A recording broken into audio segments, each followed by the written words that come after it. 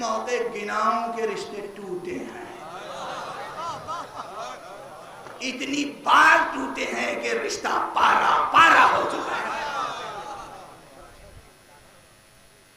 اتنی بار رشتے ٹوٹے ہیں کہ رشتہ پارا پارا ہو چکا ہے، اور یہی سبب ہے کہ کتنی لاکھوں اس وقت قرآن عرض پر لاکھوں اذانوں، لاکھوں مسجدوں کے مناروں سے اذانیں بلند ہیں، اذانیں بلند ہو رہی ہیں، اذان دینے والے پست ہو رہے ہیں۔